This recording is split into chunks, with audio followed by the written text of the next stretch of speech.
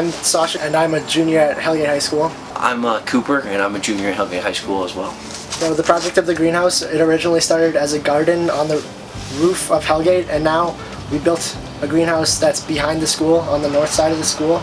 Our biggest difficulty right now is that for most of the school year it's cold in Missoula, so we can't really get started during the school year.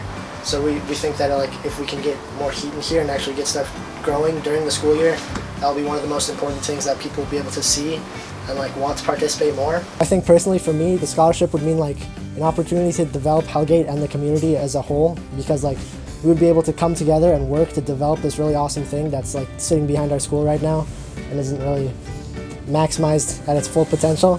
We can, possibly even get a power outlet out here with a more permanent heating system, just kind of basically watering the seed that EPI will hopefully plant. We want this thing to just be absolutely full of life, peas, 3 rows of carrots, because everyone likes carrots. Onions, potatoes, maybe even try and put a couple stalks of corn, maybe. Sage, rosemary. This dirt is going to be moist. It's not going to have as many rocks in it.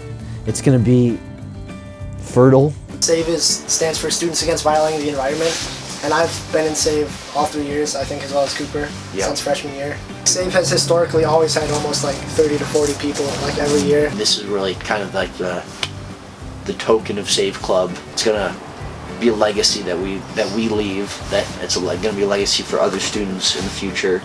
And I think for SAVE Club as well, it would be a really great way to promote future participation with future grades of people that are not only coming into Hellgate, but also the people that are already here. I think that insulation will go in every single panel. Yeah, it's going to be great. And then as well, the compost.